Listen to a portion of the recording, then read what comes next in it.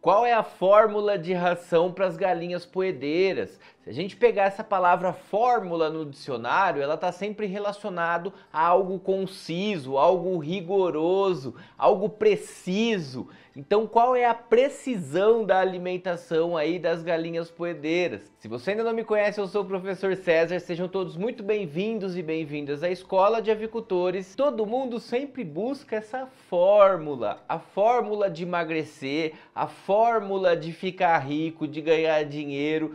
Tudo tem uma fórmula. E a fórmula de ração, para eu estabelecer o melhor equilíbrio para as aves, do ponto de vista de eficiência, de eu ter mais rentabilidade, ou seja, dar exatamente o que ela precisa para expressar todo o potencial genético que ela pode me oferecer e eu conseguir ter a máxima rentabilidade na atividade.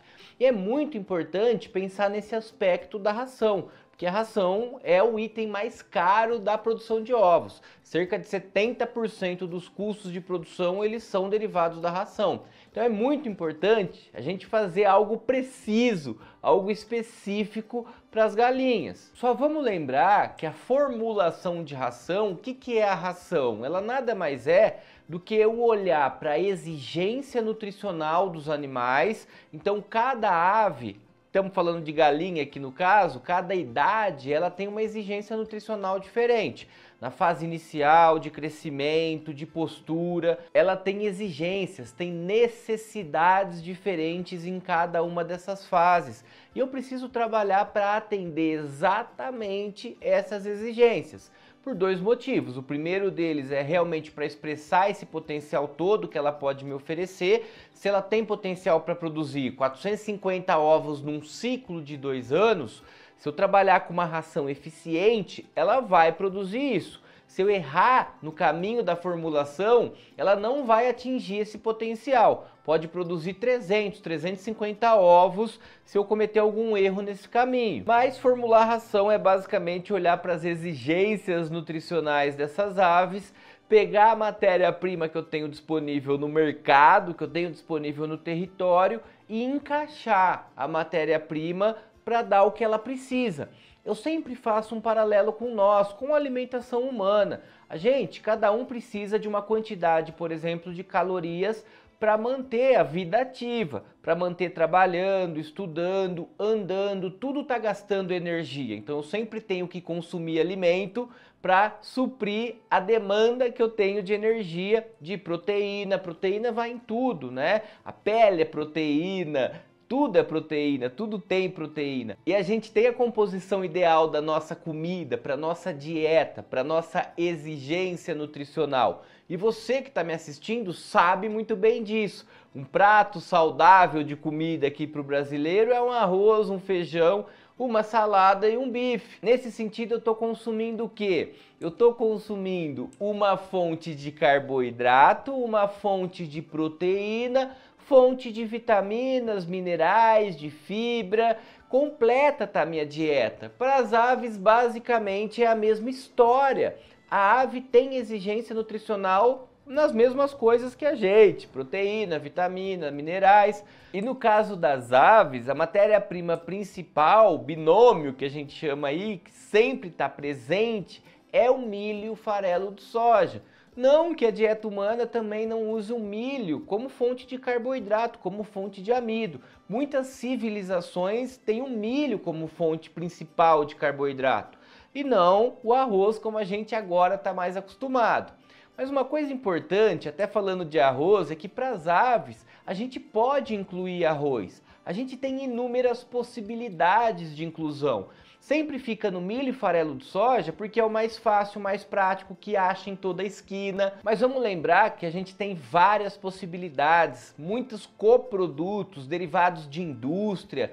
O arroz, por exemplo, quirera de arroz, aquele arroz quebradinho que não vai para a embalagem, para o consumo humano, ele entra até 60% na dieta das aves.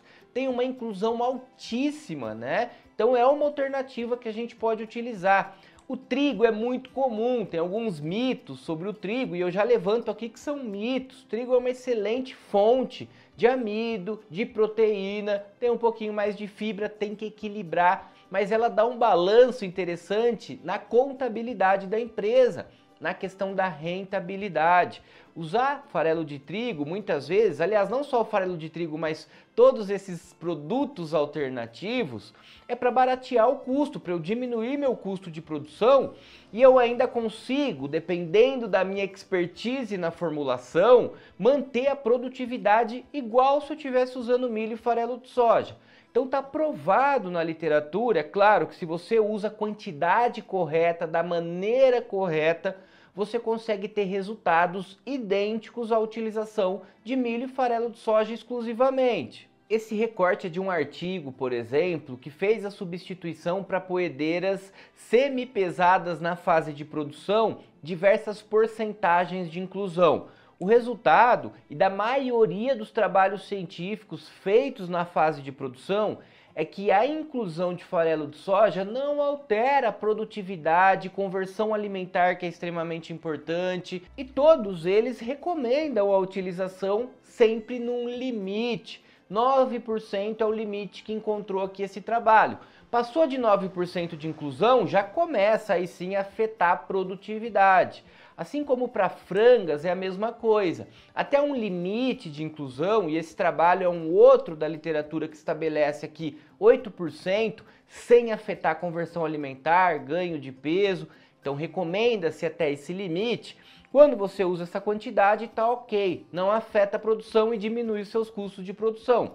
O problema, e aí que é o mito que muita gente fala, é que usa sem discernimento, sem conhecimento, faz inclusões sem respeitar os outros ingredientes, sem rebalancear certinho a dieta da ave, e aí tem resultado negativo.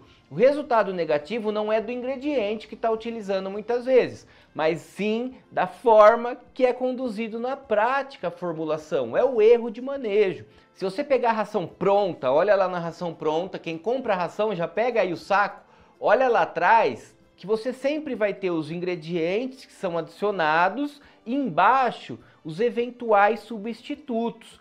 E sempre tem um monte de eventuais substitutos. A indústria de alimentação animal, ela jamais fica presa no milho e farelo de soja. Ela coloca tudo que é possível. Amido, pega resíduos, coprodutos, né, de indústrias para utilização. Os outros farelos, farelo de amendoim, glúten, farelo de girassol, para diminuir o custo da produção e da utilização de farelo de soja. Ah, professor, mas essa ração fica pior? Depende. Se o nutricionista, geralmente o zootecnista, um colega de trabalho, está formulando aquela ração respeitando as inclusões que estão estabelecidas nas tabelas brasileiras de aves e suínos, que aliás a última versão é de 2017, agora em março de 2024 tem a atualização da tabela, bastante coisa vai entrar, como por exemplo o derivado da indústria da extração do milho, do álcool do milho, né? Que é o nosso DDG. DDG está sendo muito utilizado, aliás, muitas empresas estão migrando para próximo das indústrias que estão extraindo álcool do milho para poder se utilizar desse coproduto que é fantástico, tem inclusões altíssimas, substituindo o farelo de soja. E não afeta a produção, não afeta a produtividade. E assim como todos os ingredientes alternativos, usados no limite, na maneira correta, bem balanceado com todos os ingredientes, não tem erro. Aí é claro que entra o conhecimento. Você tem disponível dentro do núcleo, vamos lembrar que eu acabei de falar que a ração é basicamente uma fonte de carboidrato, o amido, que vem do milho basicamente, mas de novo, tem milhares de opções para substituir o milho, sorgo, milheto, substitui até 100%, o próprio aveia, estamos falando aqui de trigo, grão de trigo substitui até 60 quase por cento, tem trabalhos mostrando, vou deixar o print aqui, ó, substituiu 58%, se não me engano, da ração em trigo e sem afetar nada, igualzinho o controle, que é só milho e farelo de soja. Então, só para mostrar que a gente tem muita possibilidade, e além dessa fonte, né, das fontes de carboidrato, de proteína, de gordura também que tem os alimentos, de fibra, a gente tem a necessidade das vitaminas e dos minerais. E na formulação, quando a gente faz caseira e a ração, geralmente inclui o núcleo. O núcleo é uma fonte de vitaminas e minerais que você coloca ali com o farelo de soja, com o milho, para completar a exigência nutricional daquela ave, fazer a dieta completinha. E aí, só um cuidado importante, que eu vejo muita discussão errônea nesse sentido, que é outro mito, né? Que é seguir rigorosamente o que o núcleo diz sobre formulação de ração. Geralmente, quando você compra o núcleo, ele te dá uma recomendação de formulação de ração. É um guia para o avicultor se balizar. E ele é importante, porque tem muita coisa errada. Muito avicultor pega informações equivocadas e acabam perdendo tempo, perdendo dinheiro, produtividade, com formulações extremamente erradas que rodam por aí. Então o núcleo faz uma coisa assertiva de dar um norte ali para o avicultor. Mas é um norte, o avicultor tem que ter isso em mente. Por quê? Primeira coisa, primeiro ponto importante aqui, a gente tem uma variação grande da matéria-prima, da composição da matéria-prima.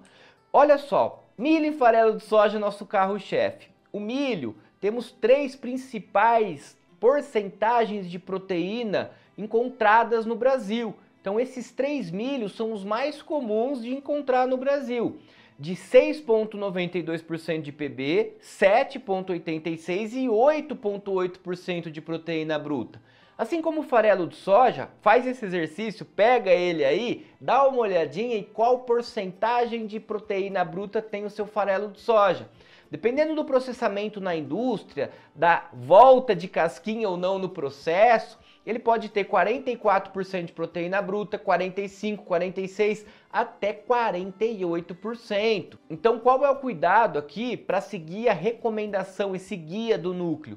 Geralmente, a formulação estabelecida pelo núcleo leva em consideração um farelo de soja de 46%, porque é o mais comum do mercado, e um milho de 7,86%, que também é o mais comum do mercado.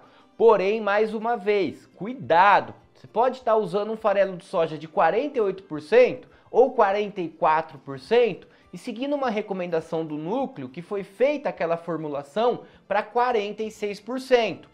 Mesma coisa do milho. Então tá errado aí, você está desbalanceando a dieta seguindo o núcleo. Os grandes produtores, eles sempre fazem a análise específica do alimento que está chegando na granja, na propriedade, porque tem variação grande dos nutrientes. Então ele sempre manda fazer uma análise bromatológica do farelo de soja que ele vai utilizar, que ele está utilizando, do milho, e aí ele tem certeza da porcentagem de proteína bruta e dos demais ingredientes, dos demais nutrientes, né, que ele tem ali na composição da matéria-prima que ele está comprando especificamente. E aí ele faz a formulação extremamente assertiva, levando em consideração exatamente os nutrientes dos ingredientes ali da matéria-prima que ele está comprando. Claro que em pequena escala é mais difícil. Até dá para fazer algumas parcerias com universidade, para fazer ali, né, um monitoramento, uma análise de bromatologia, uma análise bromatológica do seu alimento, mas é mais difícil. Então esse cuidado tem que ser tomado. Antes de seguir à risca o que o núcleo está falando, olha a porcentagem de proteína bruta dos ingredientes aí que você está utilizando. O segundo ponto extremamente importante é que ele se limita a milho, farelo de soja e núcleo. E os outros ingredientes? Ração não é composta só disso. A formulação da escola tem que levar adsorvente. Adsorvente, ele é um sequestrante que a galera chama, principalmente do Nordeste, vende nas casas agropecuárias, né? Ele inibe as micotoxinas. Lá na produção, quando a gente tem armazenamento de milho, de soja, mais comum no milho, nos grãos de maneira geral, é muito grande a probabilidade de aparecer um fungo aqui, fungar um pouquinho uma matéria ali. E esse fungo, quando ele tem ali o desenvolvimento no metabolismo, ele libera as micotoxinas. Micotoxinas é um problema invisível praticamente, pode levar até a morte, mas vai diminuindo a produção, diminuindo o crescimento. E às vezes o avicultor não sabe o que está acontecendo, por que está caindo a produção, por que ela não está crescendo da maneira adequada, e aí é micotoxina que está causando o problema. O adsorvente para a escola de avicultores é obrigatório do primeiro dia de vida até o último. Então, geralmente o núcleo não indica adsorvente, a inclusão de adsorvente. Outra coisa, pró e pré-bióticos também tem que ter na ração. Toda a fase de vida da ave é importantíssimo para manter saúde, para manter imunidade alta. Outra coisa importante são os pigmentantes. Para quem trabalha com comércio de ovo caipira, precisa ter um pigmentante, seja natural ou seja industrial, mais natural, né? E aí tem as inclusões. Por exemplo, o urucum, você coloca 2% da semente, 2%. Só que aí, se eu tiver uma formulação do núcleo de 100%, como é que eu vou colocar esses 2%? Vai ficar 102%, incluindo ainda, né, adsorvente, pró e pré-bióticos. Então tem que tomar muito cuidado com isso, em seguir à risca as coisas. Qual é a recomendação aqui? A ideia é que a formulação de ração ela leva em consideração e deve levar uma série de fatores. Precisa tomar muito cuidado com isso. Leva em consideração desde as exigências das aves nas diferentes idades. Além disso, a matéria-prima que você está utilizando, quais são esses ingredientes, tem fábrica perto que está liberando para você uma cevada, cervejaria, ou tem arroz, beneficiamento de arroz, enfim, procura as alternativas e formula uma ração para diminuir custo e manter a produção. Isso é extremamente possível. Tem que levar em consideração sempre a questão da grana. Clima também é importante, às vezes vem uma onda de calor, você tem muito frio, isso tudo interfere na formulação de ração. Eu vou organizar a minha formulação de ração constantemente. Se eu pudesse mexer praticamente a cada 5 dias, toda semana, seria melhor na formulação, que eu vou ajustando de acordo com as necessidades daquele momento.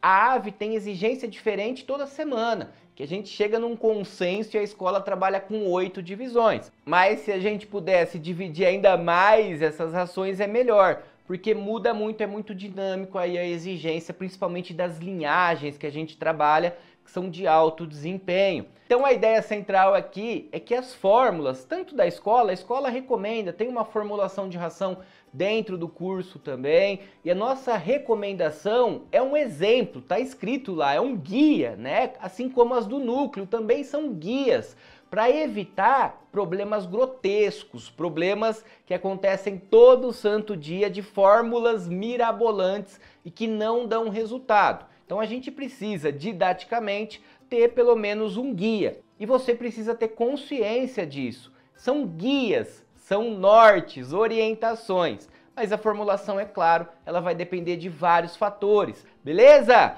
O vídeo de hoje era isso, mostrar que não existe fórmula mágica para a melhor ração. E sim, um trabalho mais especializado, específico no seu caso, para identificar a melhor forma. Muito obrigado por acompanhar esse conteúdo até o final. Até o próximo. Um grande abraço.